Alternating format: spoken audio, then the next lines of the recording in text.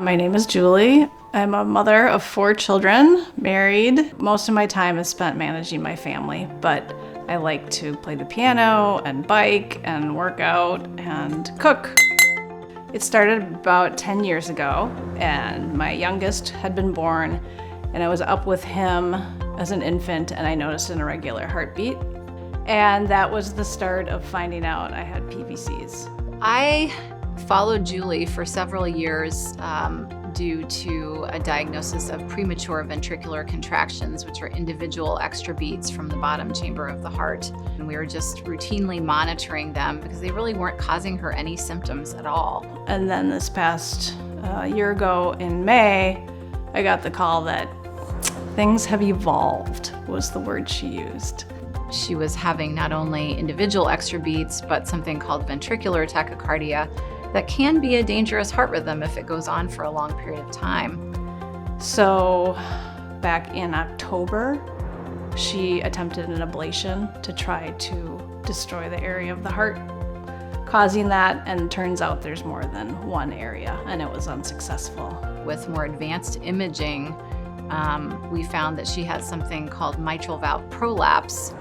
That's a condition that has really only been understood since 2016, that it can be associated with even sudden death. So because of the risk of sudden cardiac death, some of these dangerous rhythms, she advised me to have a defibrillator placed. I encouraged her to get as much information as she could, and so she would feel comfortable with the decision that she was going to make. And so we spent a lot of time just talking through what would feel best to her at the end of the day. It was very hard. I'll be honest, I think grief is a big component of something like this, and I needed some time to just digest it and go forward. It's been challenging for her because she had really no symptoms leading up to this. And so by definition, anything that we do, whether it be adding medications and doing procedures, is going to impact her life in a way where she's going to be living slightly differently than she was before.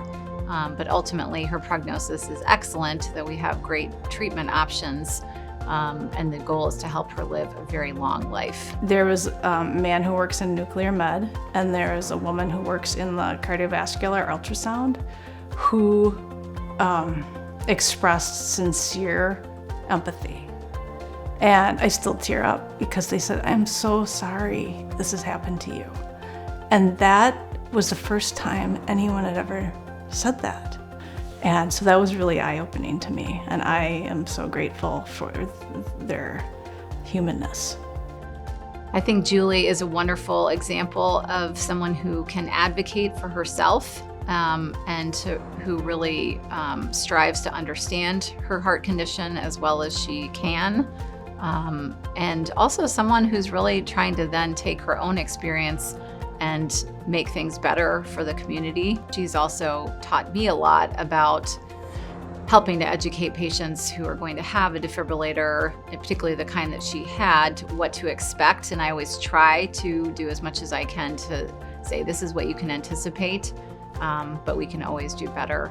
I do want to be part of the solution, and that's why I'm here advocating for this program and for women to be advocates for themselves. That connection with other people who've gone through it, there's something so powerful to just know that someone really gets it.